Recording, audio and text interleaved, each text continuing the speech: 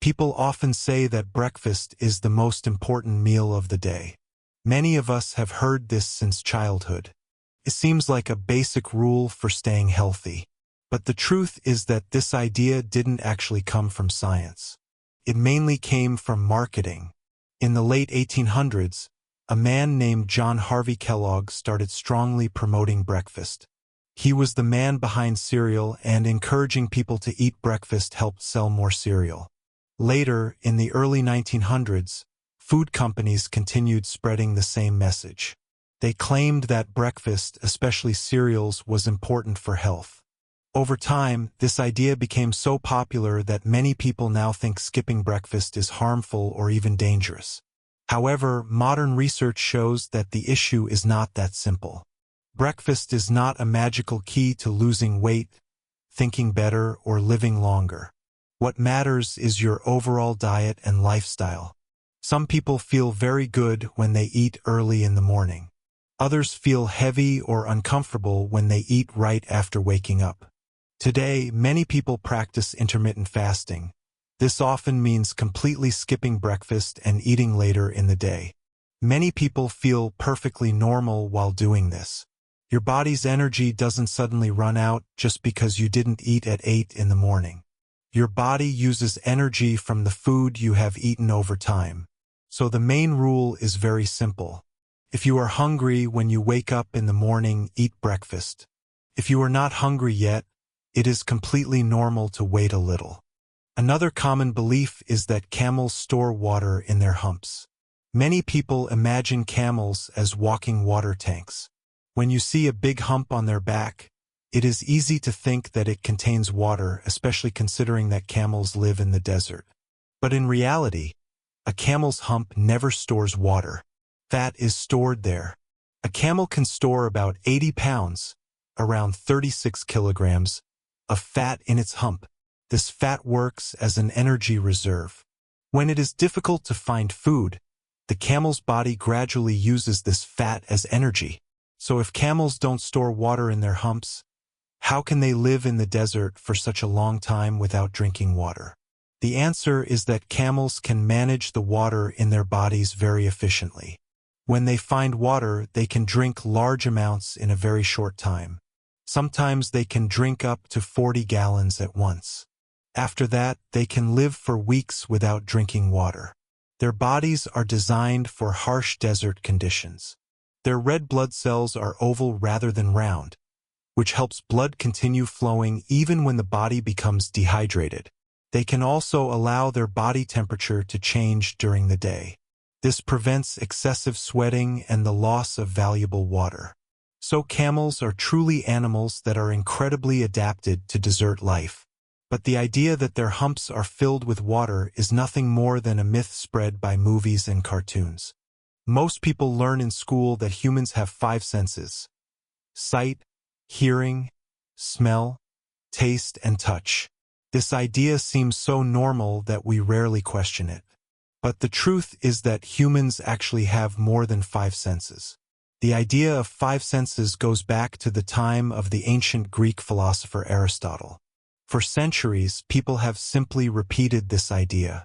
Modern science shows that our bodies have many different sensory systems. Scientists have identified at least 9 senses, and some experts believe that the number could be more than 20. For example, there is the vestibular sense that controls balance. This sense helps you avoid falling while standing or walking. Another sense is proprioception. This is the ability to feel where the parts of your body are. For example, you can close your eyes and touch your nose or walk without looking at your feet. In addition, there is thermoception, which allows you to feel temperature changes. Then there is nociception, the sense of pain. Pain signals tell your body that something may be harming you. Another important sense is interoception. This sense helps your brain monitor what is happening inside your body. For example, it tells you when you are hungry, thirsty, or when you need to breathe. Without these additional senses, even walking in a straight line or maintaining balance would be very difficult. You may have heard that if someone is stung by a jellyfish, you should urinate on the stung area. This idea is often shown in movies and TV series, and it is presented as if it were a heroic method. But in reality, this is not a good solution. Jellyfish stings are produced by very tiny cells called nematocysts. These cells carry venom and act like microscopic spears.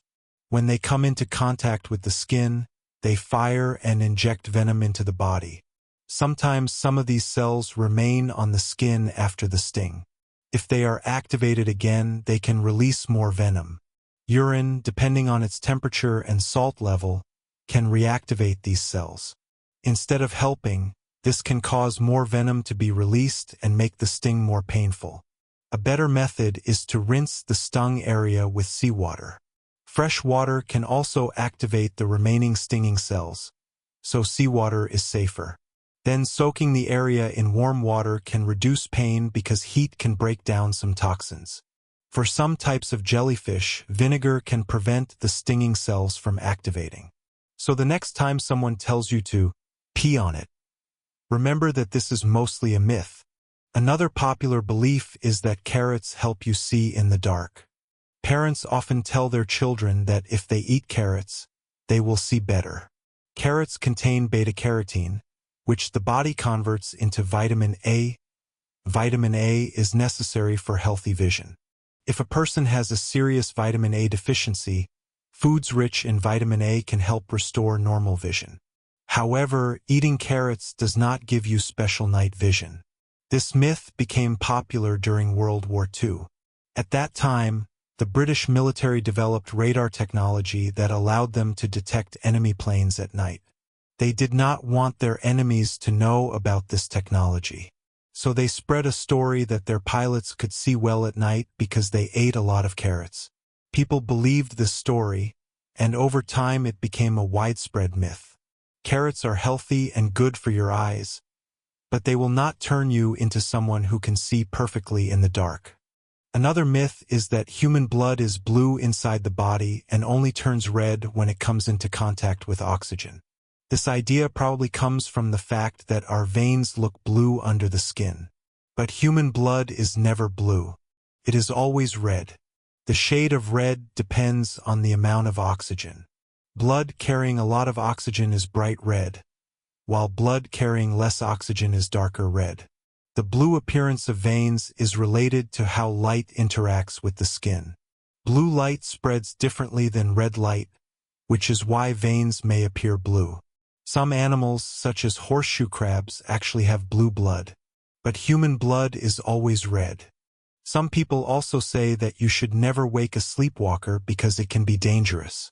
But this is not true. Waking a sleepwalker will not harm them. They may feel confused or surprised for a moment. Sleepwalking usually happens during deep sleep. When a person suddenly wakes up from this state, the brain needs some time to adjust. The real danger is not waking them. The real danger is letting them continue walking while asleep. Sleepwalkers can sometimes leave the house, climb stairs, or encounter dangerous objects. The best method is to gently guide them back to bed if possible. If that is not possible, waking them is completely normal. Another common saying is that lightning never strikes the same place twice.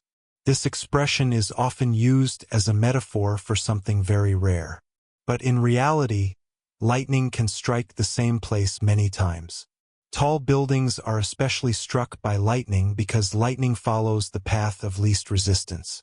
A famous example is the Empire State Building, which is struck by lightning about 20 to 25 times every year. Lightning does not follow human rules. When conditions are right, it can strike the same place several times. Finally, another creepy myth is that people swallow 8 spiders every year while sleeping. Supposedly, spiders crawl into our mouths at night. Fortunately, this is completely false. Spiders usually avoid humans. Our breathing, snoring, and body movements create vibrations that scare them away. From a spider's point of view, a sleeping human is a large and noisy creature that could crush it at any moment. Spiders prefer quiet places where they can hunt safely. It is extremely unlikely for them to crawl into a human's mouth. so you can sleep peacefully. Spiders are not secretly crawling into your mouth at night.